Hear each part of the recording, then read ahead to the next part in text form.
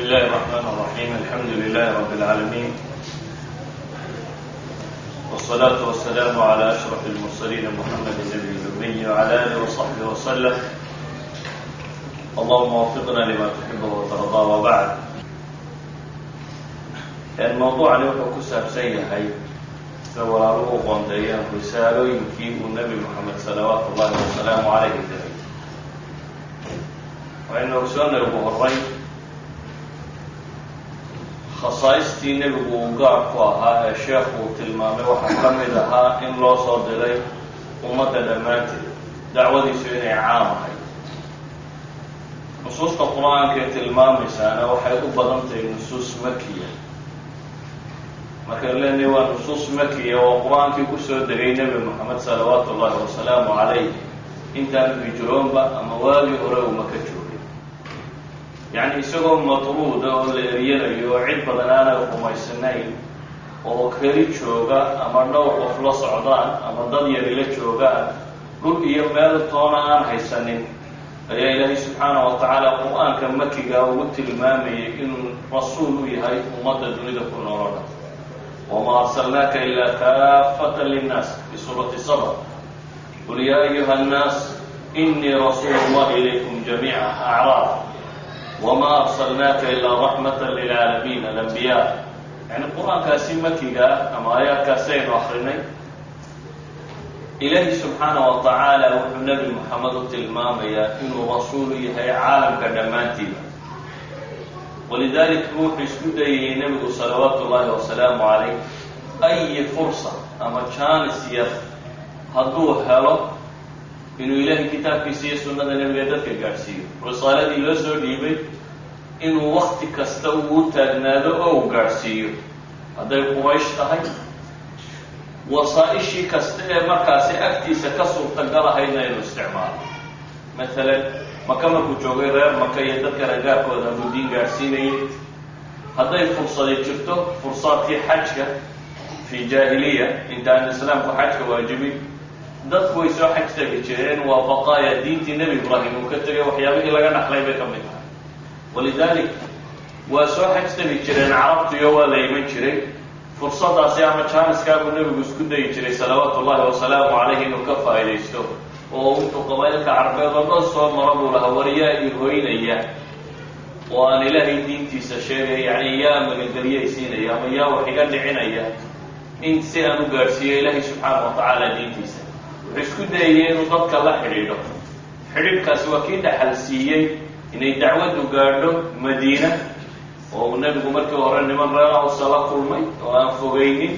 كدبنا هدنانا نمن خزرجيين ولق المي دبتنا بيعة العقبة الأولى والثانية لولا قرن markaynu soo duuduubno waxaynu arkaynay nabigu salawaatullaahi wasalaamu calayh fursad kasta oo uu helo inuu isku dayay inuu ka faa'iidaysto inuu dadka gaadhsiiyo. kadib markii la soo gaadhay nabigu madiine u soo hijrooday ee dabeetana gaaladii ka daba timay weerarada iyo dagaalada lagu soo qaaday ee dagaalkii axzaab lo odhan jiray uu dhacay غزوة الأحزاب وها دقال وطلع قليل المسلمين قمت لقويه المسلم دبيت ونيد المبارك لكن إلهي سبحانه وتعالى ويجي لي مسلمين أيضا دقال مراني بردعين ويحيى أحزاب يسصوه ورصبي ورنان إلهي سبحانه وتعالى ويسوي جبيين وحكرنا الشيء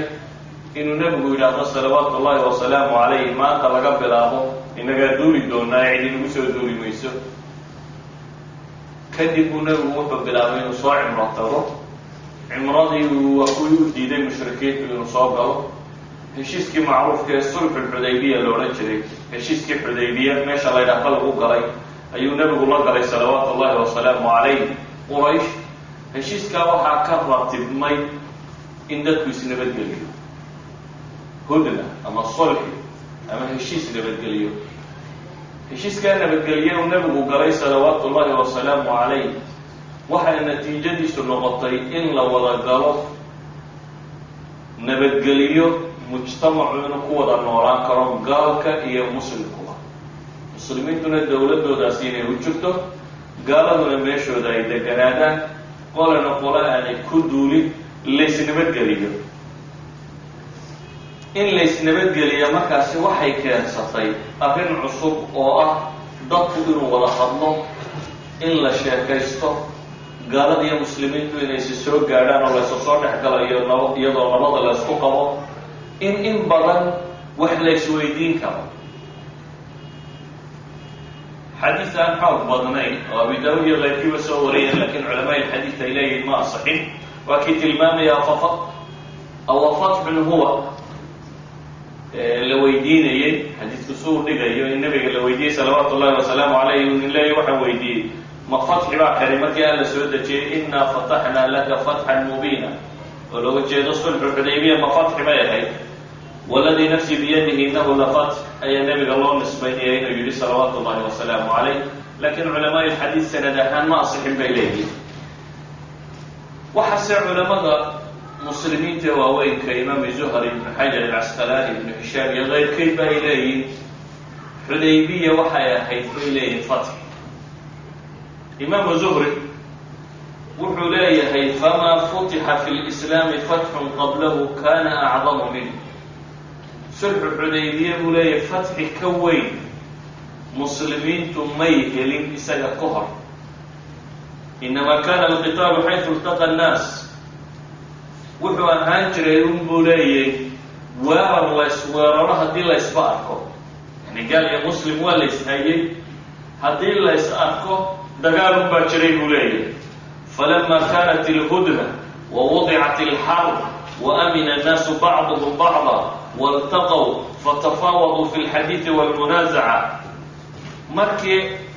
heshiisku dhacay buu leeyahay hudnadu waa heshiisku markuu dhacay ee dagaalkii la joojiyey ee dadku isnabadgeliyey ee dadku intay kulmaan la wada hadlay ee sheekada iyo hadalka la isweydaarsadaiyo doodaha,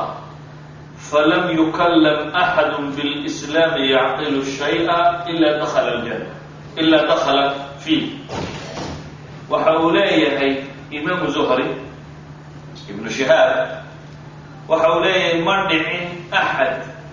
caqli uun leh in waktigaa islaam loo sharxo ilaa iyo islaamka uu galay buu leeyahy. sulxu xudaybiya waxaa ka ratibmay buu leeyahy qof caqli lahoo gaalaha ma jirin buu leeyahy, oo maanta dee warar laysgelin maayo, war iyo dood baa laysu sheegaya iyo hadal iyo in la wada hadlo. ma dhicin buu leeyahay qof caqli loo gaalada ka midi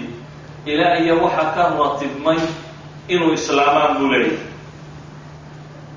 dabeetana wuxuu rabay inuu caddeeyo, wuxuu yihi walaqad dakhala fi daynika sanatayni mitlu ma kana fi lislaami qabla dalik.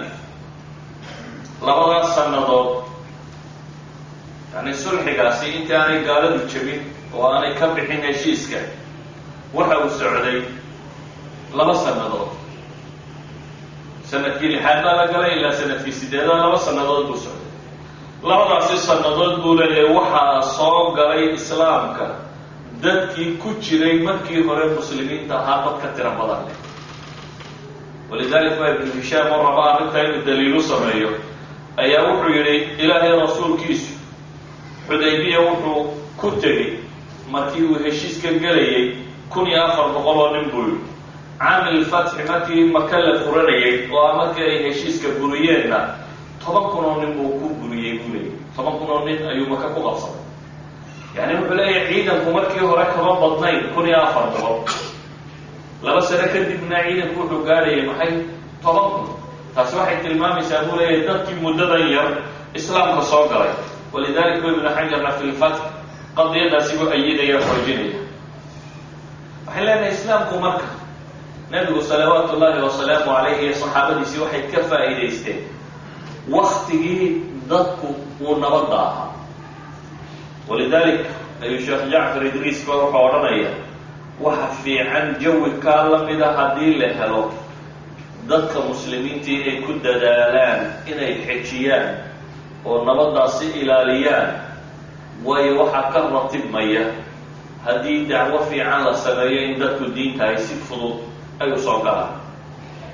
nabigu salawaatu ullahi wasalaamu calayh xaalkiisu markuu halkaa marayay waktigaa hudnada alla galay wuxuu bilaabay inuu diinta gaadhsiiyo khaarij aljaziira alcarabiya.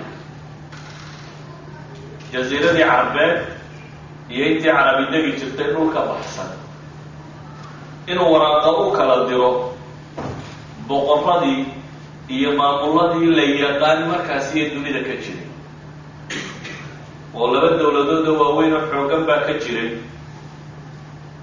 iyo dowlado yaryar oo kale iyo wilaayaad yaryaroo dowladaha waaweyn taabico ah. waxaa ka jiray dowladdii persianka ama iiraaniyiintu ay madaxda ka ahaayeen ee ciraaq iyo wixii ka dambeeya ka dhisnaan jirtay madaa'in looga talin jiray. madaa'in waa magaalo yaro hadda baqdaad dacalkeeda ah. waxaa ka mid ahaa dowladdii romaniska qaysaradu ay ka talin jireen inta sare markaasi xukumi jirtay byzantiyiintii bay waktigaasi ahaayeen. waxaa ka mid ahaa dowladdii weyneyda xabashida ee etoobiya ka talin jirtay ama dhulkii xabashida loo yaqaanay waagaasi ka talin jirtay. waxaa ka mid ahaa duwal yaryar oo duwalkaa waaweyn taabic u ahaa sida masar oo moqoqos xaakim lo odhan jiro gaal uu ka talin jiray ama carabtii kristanka ahayd ee shaam deganayd ee khasaaniyiinta duwalkii ahaan jiray ay ka talin jireen ama baxrayn iyo dowladdii yareeda ka talin jirtay mundar ninkii lo odhan jiray waraysan jiray ama cumaan iyo labadii nin ee walaala ahay ee ka talin jiray jayfar aljaladi iyo walaalkiisii kale ka talin jiray. duwal baa jiray tiro badan oo markaasi mandiqadii muslimiintu ay deganaayeen ku xeeraa. nebigu salawaatu ullaahi wasalaamu calayhi wuxuu bilaabay markaasi inuu duwalkaasi xidhiidh la sameeyo oo uu u diro safiiro muslimiina oo sida risaale ay nabiga ka qaadeen salawaatu ullaahi wasalaamu calayh oo dadkaasi la gaadhsiinayo. mu'arikhiintu waxay sheegaan sida tabari iyo waaqidikii ka horreeyey nimankaas waxay sheegaan dilxija sanadkii 6 hijriyaday bilaabatay. ibnu sacd oo ardaygii waaqidiyiina isna wuxuu sheegaya muxaram ayay bilaabantay. ibnulqayimna ibnu sacdku ku raacaya. ibnuxajar alcasqalaanina isagu wuxuu isku dayay inuu jamciyo wuxuu leeyahay dilxijna waraaqaha la diray bishaana way sii socsocdeen waxay gaadheen muxaram sanadkii 7. markaynu eegno taariikhda nimankan ka sugan bar taariikhiyan bay u sugan yihin barna xadiid ahaan bay u sugan yihin. markaanu leenahay bar xadiid ahaan bay u sugan yihin xadiidku waa wixii hadhow geli kara daliil sharciya ee la daliishan karayo sanadkiisa iyo matnigiisu waa asaxay. laakiin qawaacid almuxadisiin taariikhda dhammaanteed laguma wada isticmaalo ama si kale haddaynu u tilmaamno qawaacid almuxadisiin shaygu hadduu ku asixi waayo macnihiisu maaha inaanu jirin ee macnihiisu waxa weya inaan kalsooni lagu qabin. si kale haddaynu u tilmaamno waraaqaha qaarkood naskooda oo dhammaystiran ayaa sunanka ku soo aroray gaar ahaan saxiixeynka oo markaa isagoo sanad iyo matniba asaxay ayuu sugan yahay oo xadiidoo la daliishan karo fi siyaasa sharciya wa fii gayriha. qaarkoodna waxaa ku soo arooray in waraaquun loo diray sida warka ku soo arooray saxiixa muslimka ee anas ibnu malik uu soo aroorinayo ee uu sheegayo inuu nebigu salawaatu ullaahi wasalaamu calayh jabbaar kasta nin kastoo weyn oo waktigaa joogay inuu u diray waraaq. dabeetana waxa uu ka magacaabay markaas kisra iyo qaysar iyo najaashi saddexdaasu magacaabo. kisra waa boqor kastoo ka taliya persia baa kisra la odhan jiray. qaysarkuna waa boqor kastoo ka taliya byzantiyiintii ama romanskii. najaashiguna nagasti waa boqor kastoo ka talin jiray axmaarka ama etoobiya ka talin jiray gaar ahaan boqortooyadooda oxen ku taalay meeshan tigraygu degaan asalka u ahaan jirtay. weliba waxaa riwaayaadka qaarkood sii tilmaamaya walaysa binnajaashiy aladii aslam waraaqaha ciddii loo diray najaashigani ma aha buu leeyahay kii islaamay. yacni najaashi baa jiray hijraadkii hore muslimiintu ay u tageen oo islaamnimada markii loo sharxay islaamay dabeetana dhintay jinaasadiisii uu nebigu ku tukaday salawaatu ullaahi wasalaamu calayh. kii ka dambeeyey weeyaan markaa najaashiga waa najaashi kale oo aan ahayn kii islaamay bay leeyihin. marka aynu dib u soo noqonno waraaqahaasi uu nebigu diray salawaatu ullaahi wasalaamu calayhi culammadu waxay tilmaamaan taqaysar waxaa loo dhibay dixya ibnu khaliifa alkalbi dixya aw dahya labadaba mu'arrikiintu way soo arooriyaan labadaba waa ku sax baa la yidhaha magaco saxaabigaasi ayaa loo dhiibay oo nin aad u qurux badan ahaa baa la yidhi wasiim ahaa safiir muuqaal iyo caqliba u ahaa bay yidhaahdaan ayaa loo dhiibay waraaqda takisra cabdillahi ibnu xudaafa asahmi ayaa loo dhiibay camar ibnu umaya isaga najaashi baa loo soo diray inaha kale xaatib ibn abi baltaca ayaa muqawqaskii masar loo diray wixii loo diray ama ninkaa la diray sanad ahaan ma sugna laakiin haddana waxaa la leeyahay taariikhaha way suganta waayo wuxuu soo diray markii dambe hadaayaadkii uu nabiga usoo diray salawaatu ullahi wasalaamu calayh ayaa taariikh ahaan lahayaa wax sugana oo waa kii mariya alqibtiya ibraahim hooyadii ay ka tirsanayd waxyaabihii nabiga uu soo hadeeyey ninkaasi rag badan oo kalena markaa waa la sheegaa oo hawda ibn alcaliy alxanafi yamaama haystay iyo raggii wax loo diray baxrayn ninkii haystay mundir ibnu saawi la odhan jiray iyo niman badan bay taarikhyahanadu wada looriyaan maadaama waktigu uu kooban yahay waxaynu isku dayaynaa inaynu tilmaamno qura ka aynu ku tilmaamayno inuu yahay mid sanadan wa matnan asaxay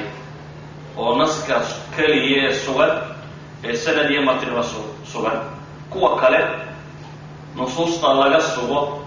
ee loo diray muxadisiintu warkooda wuu isku hayaan qola wax ururiso qaarkood sugtaa jira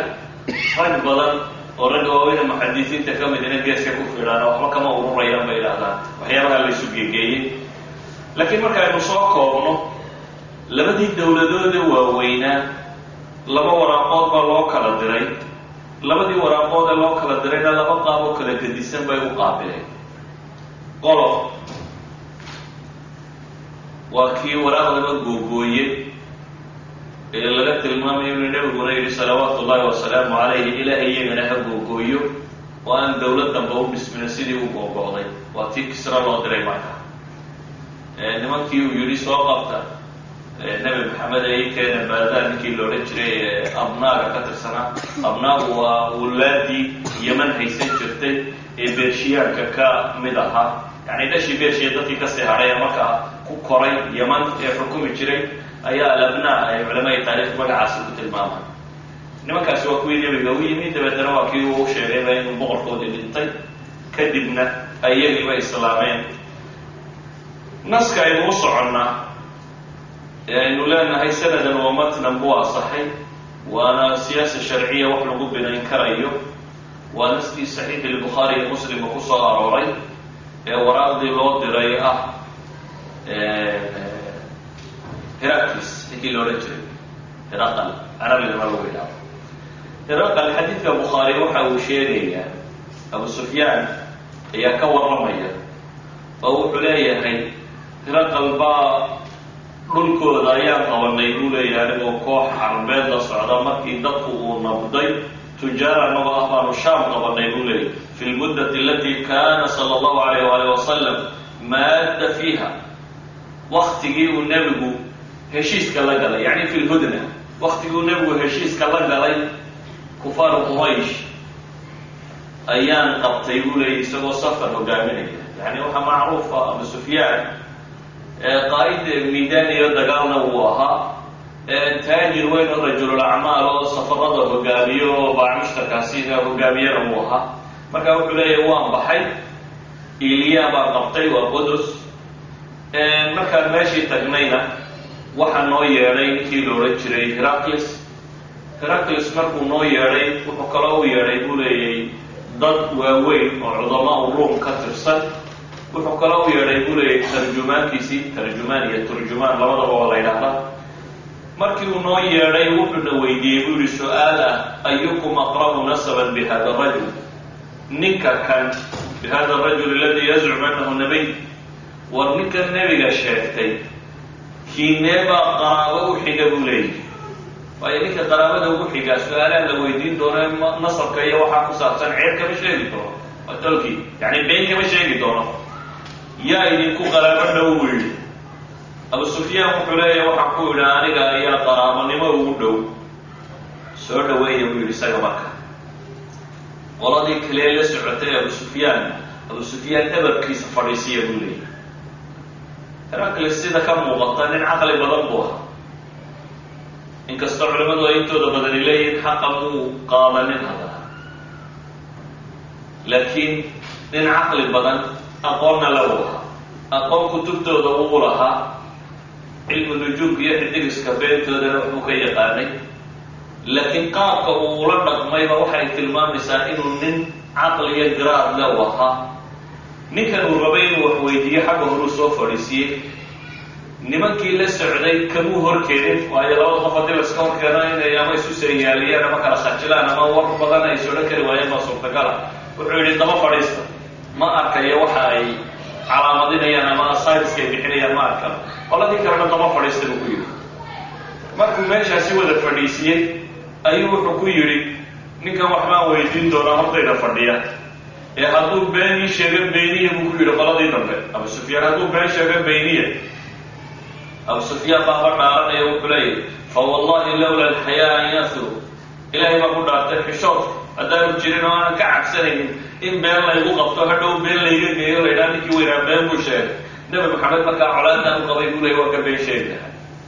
laakiin waxaan ka cabsaday dareerihiyo dadkii marka la tago dadkii hore beenta way necbaayeen sida nimka loo fudaysaday waa shumay fududay waxa abu sufyaan markaa leeyahay wuxuu weydiiyey su-aalo war ninkan nasabkiisa ka warran buu ku yidhi waxaan idhi buu yidhi waa nin nasab leh oo reer la yaqaan ka dhashay oo macruuf xaggaa ka ah wuxuu weydiiyey buu yidhi warkan uu sheegayo cid iga horraysay oo dadkiina ka midoo tidhi ma jirta waxaan ku yidhi buu yidhi may wuxuu yidhi aabbayaashiisii isaga ka horreeyey wax boqor ahaan jiray ma jira waxaan ku yidhi buu yidhi may wuxuu weydiiyo kale ma dadkii sharafta lahaa iyo madaxda ahaabaa raacay mise dadkii aan wax badan haysanee ducafaadu qoomkaabaa raacay waxaan ku yidhi buu yidhi maya dadka ducafaada baa raacay wuxuu weydiiyey ma tiro badanayeen mise way naaqusayeen yani markay dad raaceen dadku kolba dib ma u noqonayeen ma laga baxay ma tiro badanayeen mise way korayeen wuxuu yidhi waa korayeen wuxuu weydiiyey dadkii diintiisa qaatay wax ka baxay oo cadho uga baxay daraaddeed oo diintan intay nacin ka ridoobay ma jiraan waxaan ku yidhi buu yidhi maya wuxuu weydiiyey been marnaba ma ku tuhmaysay oo nin hore beena loogu tuhmi jiray ma yahay waxaan ugu jawaabay maya wuxuu weydiiyey qadri ma sameeyaa ballanka ma ka baxayo ma khiyaamo maydinku sameeyaa waxaan ku yidhi buu yidhi maya laakiin waxaan isla u yihi halkan jaanis baad yara haysataa in geli abu sufyaan beenta uu iska ilaalinaya laakiin halkan waxaan isla bu yihi fursad baad haysataayo muddaa laakiin imka reerkii kasoo maqnayn buu yihi intii haddaan wax samaynin intii hore kumaanan aqoonin buu yihi waa meesha qura aan helay buu yidhi fakada ah ee aan wargelin karaya bay ahayd buu yidhi waxaan idhi buu yihi garan maayo intii aan kasoo maqnay inuu wax sameeyeen kale wuxuu weydiiyey buu yidhi ma la dagaalanteen haa baan ku uri dagaalkiinu siduu noqday baa ayuu ugu jawaabay wuxuu ihi dagaalka iyagu wuxuu ahaa wadaamaysi sijaal yacni mar baa nala darsanaa isna mar buu darsadaa wadaamaysigaasuu ahaayo qoloba annana waa wax ka gaari jirnay isna marna waa naga xog badan jiray marna waa ka xog badan jiray intaasoo su-aala markuu weydiiyey bu haddana wuxuu weydiiyey muxuu idin faraha markii hore masaa'il caqliya buu weydiinayay oo ku saabsan waxaanay criminology buu yidhaahdaan qofka su-aalaa la weydiiya si aad uxu baano wuxuu ogaatay masaa'il caqliya buu wada weydiinayay haddana masaa'il naqliga weydiinaya marka masaa'ilkii caqliga ahay weydiiyo dhan wuu ka jawaabay wuxuu weydiiyey marka kan muxuu idin amraa marka muxuu idin faraa bal warka uu sheega sheeg wuxuu yidhi wuxuu nagu yidhaahdaa alle keligii caabuda oo cidna ha ugu shariik yeelina oo iskaga taga wixii aabbayaashin ay caabudayeen wuxuuna faraa buu yidhi salaad run dhowrsooni iyo qaraaba xidhiidhin buuna faraa abu sufyaan su-aalihii la weydiiyo o dhan wuu ka jawaabay kuwii caqliga ahaa ee la waraysanayay wuu ka jawaabay kuwii naqliga ahaayee warka arag uu ka jawaabay marka kan heracles baa hadlaya warka heraqal ayaa hadlaya waxa uu ku yidhi markaa tarjumaantiisa ninkii turjumaanka u ahaa wuxuu ku yidhi qul lahu waxaad ku tidhaahdaa waxaan ku weydiiyey nasabkiisa yani warkao dhan waan soo koobeyna waayo ruuc saacin ka yar marka hadhay waqtigii waan rajaynaya waxa uu ku weydiiyey buu yidhi nasabkiisa waxaad ii sheegtay buu yidhi inuu nin reer ka dhashay oo duu nasaba u yahay rusushuna saasay wada ahaan jirta dad liita oo meel liita ka yimi may ahayn ee dad la yaqaano macruufay wada ahaay waxaan ku weydiiyey buu yidhi dadkii bii'adii a ku noolaydeen cid warkan hore u sheegtay ma jirtaa waxaad igu jawaabtay buu yidhi maya su-aasha waxaan ku weydiinayay buu leey waxaan ogahay haddii bii'adahay marka aad deganaydeen cid ka mid oo hore nebiye u sheegatiyo waxaa hadday jiri lahaayeen kuwiibu ku dayday baan odhan lahaa marka adiga igu yidhi buu yidhi taasina ma jirto waxaan ku weydiiyey buu yidhi aabbayaashii wax boqortooyo hore lahaa ma jira may baad ugu tiri waxaan uga jeedaa buu yidhi haddii aabbayaashii hore ay boqorro ahaayeen waxaan odhan lahaa buu yidhi waa nin boqortooyadii daba socdo raba inuu madax noqdo kursigiibu raadacadiisa yahay waxaan ku weydiiyey buu yidhi been ma ku tuhumtay wax beena ma ku ogti waxaad igu jawaabtay buu yidhi maya waxaan garan karaa buu yidhi ninka dadka inuu been u sheego ama been ka sheega iskaga tegay allihii abuuray inaanu been ka sheegin allihii abuuray subxaana wa tacaala inaanu been ka sheegin baan garan karaa waxaan ku weydiiyey buu yidhi ma dadka kuwa sharaftaba laba raacay ashraafi ilqowm ashraafi ilqowm waa madaxa waaweynta kuwa taliya wax haysta mise waxaa raacay kuwa ducafada ee aan waxba haysanin waxaad sheegtay buu yidhi waxaad raacay ducafadii waana rususha kuwa raaca yacni sideedaba xaqa raacistiisa iyo garashadiisu waa kala laba xaqa garashadiisu caqli u baahan iyo inuu masalada lagu waadixiyo iyo in mucjizaadkii aad wax aragtid waad garatay raacistu laakiin waa masalo labaad raacistu waa inay noqotaa go-aan adiga kaasoo waa inaad u hogaansanaato xaqaasi inta markaa masaalixda sare haysataa inta badan masaalixdooda eegtaa ma fududa intuu maslaxadiisa ka taga inuu xaqa iska raaco ninkii kursiga haystay inuu kursigiisa ka yaro dhaadhaco ama ninkii danta ku qabay ama magac haystay ama maamuska qabay ama waxa inuu ka tago oo dadka ka mid noqdo xaqa iska raaca wax fudud maaha laakiin ninkii awalba miskiin hadda isaga awalba wax kama qubanaynin hadduu xaqa garto waay uu hadhaya ninka dhallinyarada inta badan rususha dadka raaca dhallinyara u baadanaan jira ninka dhallinyarada iyo dulmansab iyo nin wax haysta iyo xoolo iyo wuxuu ilaaliya ma jirto waa nin iska ogol inuu mahlaka kasta galo walidalik maadaama uu gartay waxaa inuu xaq yahay uu raacayo sidaa ogeed marka la leeyahay ducafadaa raacda macnaheedu maaha yani mabda dadka liita ay raacaan weeyaan waa mabda dadka aan masaalix dunawi oo adagoo ku xijinaysa aanay jirin baa raacaya laakiin xaqnimada kuwa madaxa waaweyn iyo kuwa madaxa yareere labadaba waa garanaya yani markuu la caddeeyo rasuul waliba risaaladiisa u sharxo waa la wada garanayay marka wuxuu yidhi rususha dadkii raaci jiray kuwaasun bay ahaayeen kuwa aan masaalix gaara ilaashanayn bay ahaayeen waxaan ku weydiiyey buu yidhi miyay korayaan waa sii tiro badanaya mise waa yaraanayaan waxaad ii sheegtay buu yidhi inay yaraanayaan inay korayaan baad ii sheegtay buu yidhi fakadalika amru liimaani xataa yatim waa sidaas buu yidhi arrinka iimaanku ilaa iyu ka dhammaystirmo waxaan ku weydiiyey buu yidhi cid diintan intay ka cadhootay ka noqotay ma jirta waxaad ii sheegtay buu yidhi may waa sidaa buu yidhi iimaanku markuu qalbiga dego iimaanku markuu qalbiga dego bashaashatuliimaan hadday qalbiga degto waa saasoo dadku nimcada si dib ugama soo noqdaan hadday dhandhamiyaan yani wuxuu sheegay inay korayaan walidalik mas'alada tan uu sheegayo waa masaladii qoladii yuhuudeed ay lahaayeen nebi maxamed diintiisa si aynu dadka ugu tilmaamnay inay xun tahay waxay yidhahdeen aaminu wajhanaha maalinta gelibka horena gala baxay gelka dambana ka soo baxa si loo arko dad baashi marna way koraysaa marna dib bay ukayaacaysaa in loo yidhaahdo ama ninkani wuxuu tilmaamaya waktigaaba uu abu sufyaan uu ka warramayaana waa xilligii maka la joogay ee munaafiqiin iyo dadkaasi aanay diin gelayna dadka diinta imanaya unay ahaayeen kuwa xaqnimadeeda raacaya waxaan ku weydiiyey buu yidhi ballanka maka baxaa qadri ma sameeya khiyaamo iyo ballangoys ma yahay oo wuxuu heshiisa ku gashaan ma buriyaan may baad igu tiri buu yidhi wakadalika rusulu laa tadri sidoo kale weeyaan baan idhi buu yidhi ayuu ku yidhi rusushuna ma yahaan jirin dad wax khiyaameeya. idan calaamaadka aan ku soo weydiiyo dhan waa calaamaad macquula oo caqliya oo lagu ogaan karo buu leeyahay qofku inuu qof run sheegaya yahay ee kale.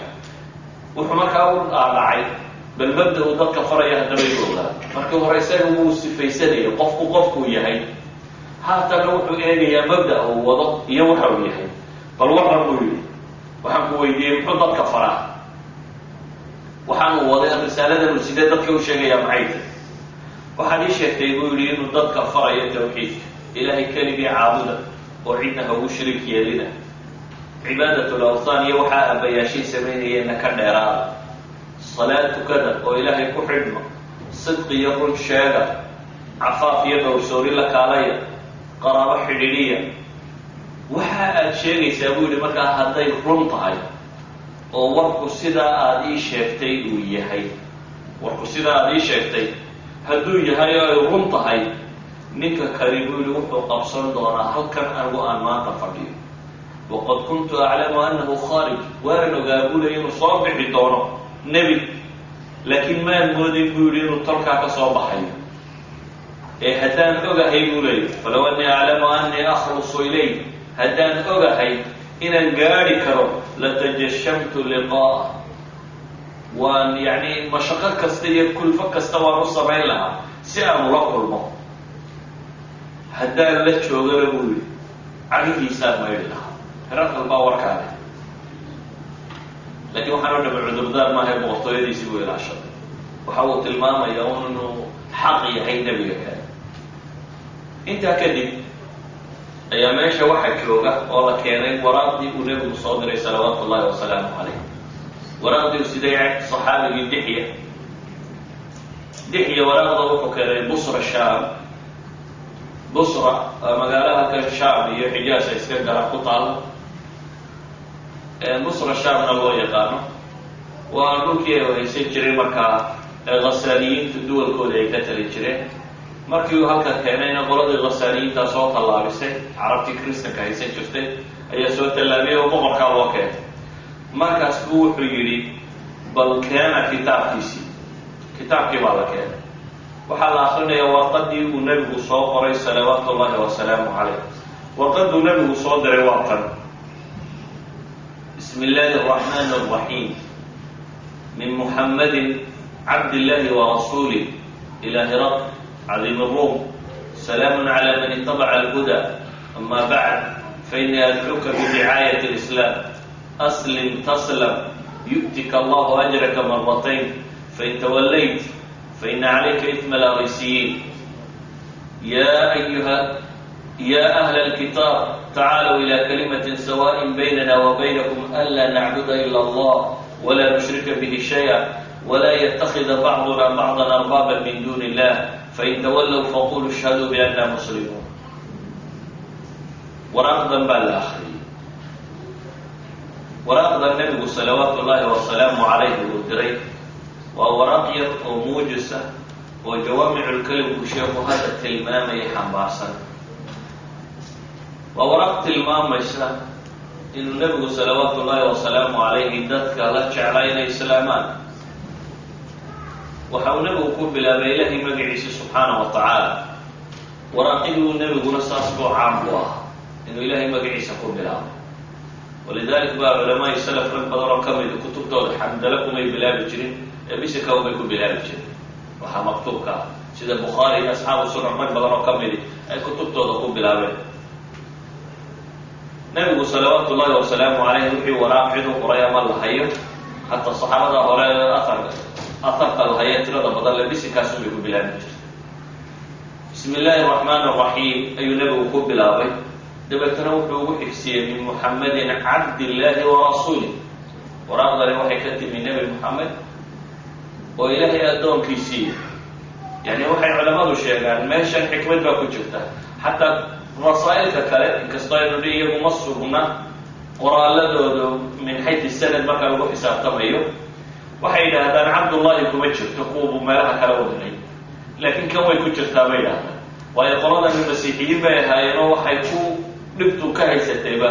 inay ilaahay rusushiisii uu usoo diray ay yidhaahdeen waa ابن الله يقول المامين مثالة ثلاثة يقول المامين نبي محمد صلوات الله وسلامه عليه عن قصد بمركة وراء مصدر قريبين أو قبل أبي من محمد عبد الله ورسوله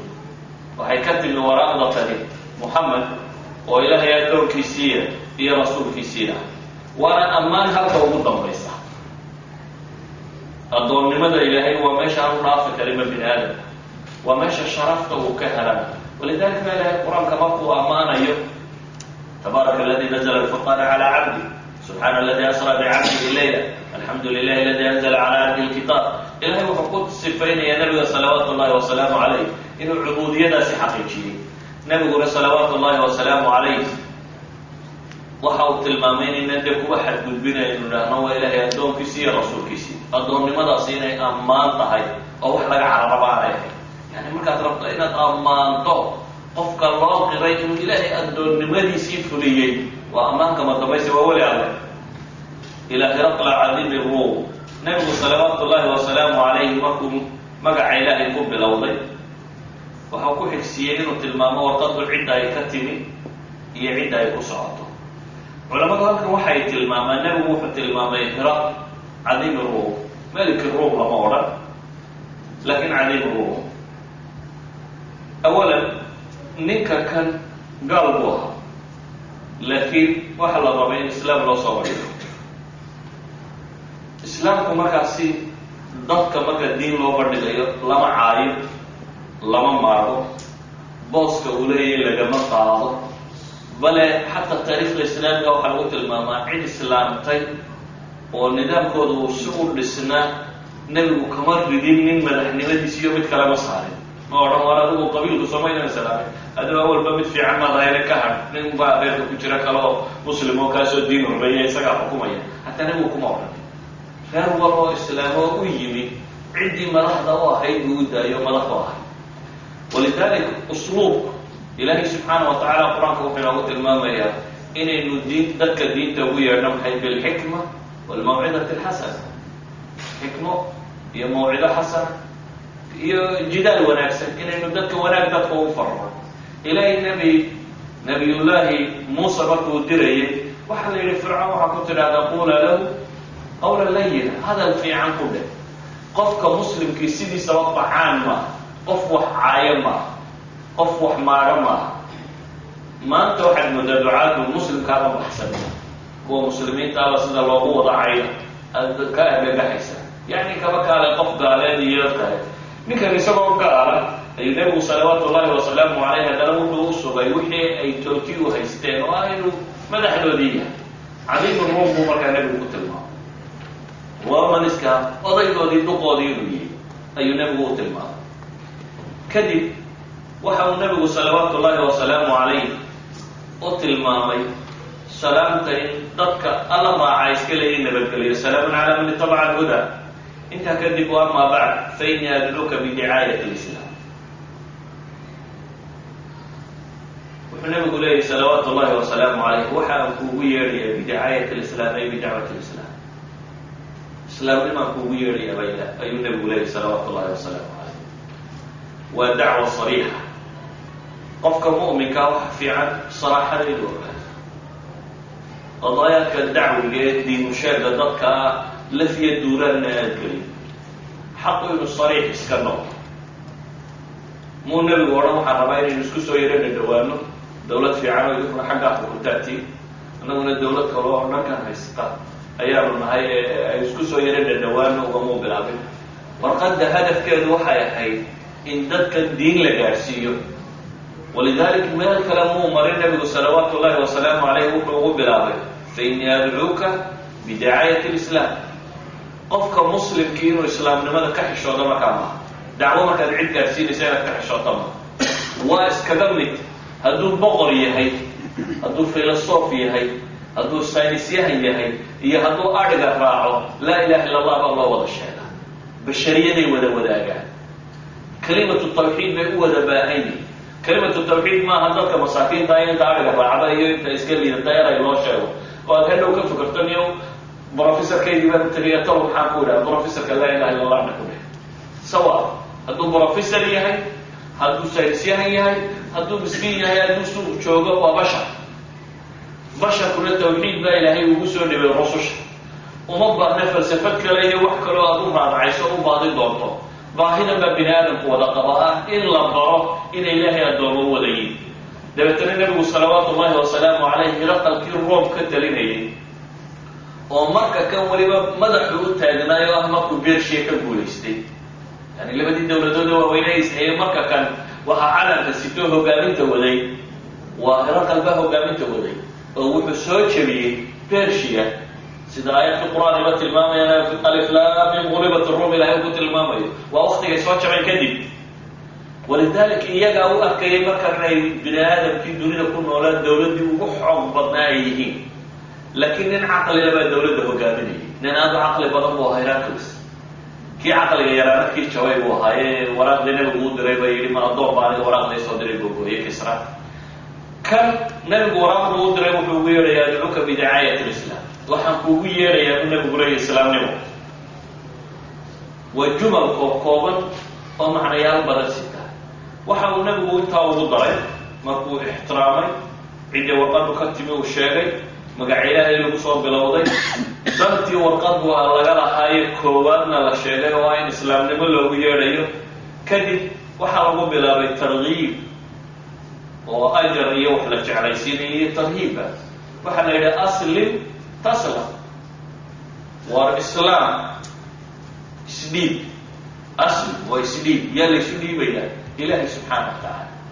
isdhiib baa la leeyayo ilaahay isu dhiib haddaad taa samaysana taslam waad nabadgelaysaa dowladnimadaada kuu nabadgelaysaa aakhiradaada kuu nabadgelaysaa adduunkaaga kuu nabadgelay waad nabadgelaysaa baa layidhi isdhiib waad nabadgelaysaa markaasu wuxuu nabigu kaloo ku yidhi yu'tika allahu ajraka maratayn waa la uguri geli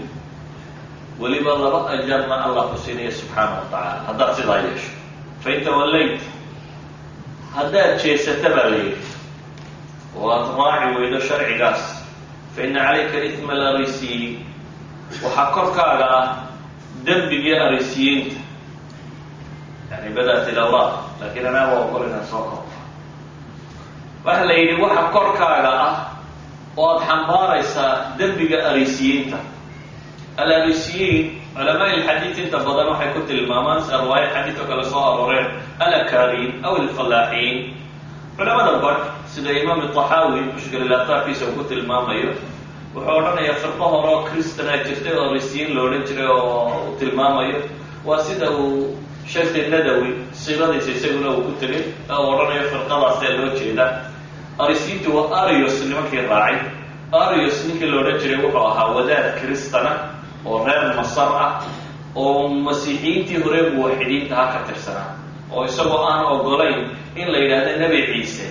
wuxuu yahay yani ilaah buu yahay kasoo horjeeday laakiin waa qoladii boqortooyadii byzantiyiintu markay majmacu niqiya qabteen kulanka loo qabtay arsius miyaa la odhan jiray kii keenay taaluudka saddexdan ilaahay isku ilaaha constantin markuu madaxda ka ahaa waa ninkii la jebiyey ra'yigiisa iyadoo la leeyahay jamaacadiisa ugu badnayd xataa 2,000 oo qof baa shirka kasoo qayb galay baa la yidhaahdaa jamaacada ugu badan isagay raacsiisanayd laakiin 371 baa isku raacay in saddexda ilaahay isku ilaaha la qaato laakiin boqorkaa wasani ahaa boqorkaa taageeray saddexda ilaahay isku ilaaha dabeetana kooxdii kale waa la mariyey waa la laayay kutubtoodiina waa la qaatay majaamicdii ka dambaysayna saas bay ku socotay taariikh ahaan markaa kooxdaa ciddii raacday arios ninkaa la odhan jiray ciddii raacday arisiyiin baa la yidhahdaa bay idhahdeen marka bacd almuxadisiin oo ka mid yahay imaam taxaawi ay ka mid yihiin culamada mucaasiriinta qaar ka midina qoladaasay ku tilmaamaya ayankaan muxadisiintii hore laakiin inta badan arisiyiinta kuwaasay ku sheegi jireen yarisiyiin aw arisiyiin qolada hore fallaaxiinta iyo waxa ka dabaqaadkaasa macnuu mid kastaba ha noqdo ama ha la yidhahdo ahlu tawxiidka kuwii ahaabaa layseeno dee diinta kaga saartiro dembigooda inay idinka xambaarayo kristan oo dhan dowladda dee tasliid ka faafiso idinkaa waxa kan oo dhan qaadaya ama ha la yidhaahdo mujtamacaad maamulaysay abu cubayd isagu wuxuu leeyahay taarinta loogama jeedo yani fallaaxiinta o kule waxaa looga jeedaa dadkii la xukumayo o dhan ee mutabaqaadkii hoos oo dhan ayan kana almacna waxa uu tilmaamayaa un ninka kani cidduu madaxda u yahay hadduu jidka dalaalka u hogaamiyo inuu dembigoodana xambaaray iyaguna dembigoodii way leeyihin waana kii xadiidka nabigu salawaatu ullahi wasalaamu caleyh ku tilmaamayay man sanna fi lislaami sunna xasana inuu khayrka leeyahay ama khayrka ninkii dadka faraana inuu khayrka leeyahay sharka ninkii dadka faray calanka sharka qaadaana inuu leeyahay dadka sharka sameeyo dhan sharkoodii uu leeyahay nabigu salawaatu ullahi wasalaamu caleyhi ninka kan wuxuu u tilmaamay markaas haddaad islaamtana waanad nabadgelaysaa laba ajarna waad helaysaa oo dee inta badan hadday madaxdu islaamto dadka tabiciina waa islaamayeen waa midda labaadee wixii camal ee saalixa aad soo samaysatay horena ilaahay waa kugu abaalmarinaya oo kana waa lagugu sii daraya haddaad se islaami weyda baa la leeyahy o aad jeesato korkaaga waxaa ah dembiga qolada orisiyiinta la yidhaahdo o dhan kadib uu nabigu salawaatu ullahi wasalaamu caleyhi wuxuu ugu qoray aayadda qur-aan ya ahla alkitaab tacaalow ila kalimatin sawaaءin baynana wa baynakum anlaa nacbuda ila allah walaa nushrika bihi shaya walaa yatakida bacduna bacdan arbaaban min duuni illah fain tawallow faquluu ishhaduu bianna muslimuun aayadda tanoo ilahay lehi subxaana wa tacaala ya ahla alkitaab war ahlulkitaabko tacaalow ila kalima u kaalaya kelimad inoo dhexa nabigu salawaatu ullahi wasalaamu calayh intuu waraaq ku qoray iyadoo qur-aana ayuu u diray ahlu kitaabkiisa loogu yidhaha ya ahlulkitaab innaga mashaakilka ayna haystee dacwadu la faafilaade waxaa ka mid a ya ahlulkitaab muslimiinta aynu ku nidhahnaa masaajidka dad la gasho ayuubaad leedahay ya ahlulkitaab masaajidkana ahlulkitaab ma joogo waxay ahayd kuwii alla u soo dejiyey ya ahlulkitaab la raba in lagu yidhahda in lagu yidhaahdo dacwadu waxay soo koobantay markii muslimku isagu isku akriyey qur-aanka waxa yaa ahlulkitaab laleeyahay ahlulkitaab baa lagula hadlaya maadaama iyaga lagula hadlaya waxay inaynu iyaga gaadhsiino ana nusuusta baa laydin soo dejiyey iyo ahlulkitaabka la sheegaya waa adigoo saas baa alla ku yidhi in la yidhaahdo walidaalika uu nabigu salawaatu ullahi wasalaamu caleyh ahlukitaabka intii madiine iyo agaarkeeda la joogto qura wuxumuu sheegaynine ahlukitaabka ka maqanna waraaqu ugu diray si ay u gaadho iyo ahlulkitaabkii alla uu ku yidhi subxaana wa tacaala si awgeed bu aayadda qur-aana nabigu uu ugu qoray oo waraaqdii laguma koobin oo qura intii warka nebiga ahayde qur-aan uu istidlaalaya nebigu salawaatu ullahi wasalaamu caleyh oo ah qur-aankii ilaahay soo faray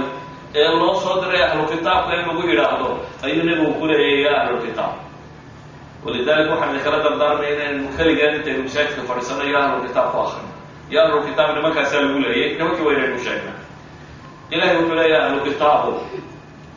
kelimad u kaalay inoo dhexa kelimadaasi waa maxay waa ilaahay tawxiidkiisa alle subxaana wa tacaala keliga in la caabudo waan cidna loogu shariik yeelin inaguna inayna rabbiya iska dhigan markeenba barhka kale inaanu rabbi ka dhigan oo haddaad adigu tidhaahdo qofka anaa kuu dejinaya waxaad ku noolaanayso iyo sidaad u soconayso iyo waxaad ku dhaqmayso adaan rabbi isaga dhigin qofka basharka ah waxaa maamulaya ilaahay baa dejiya ilaahay baa rabbiya marka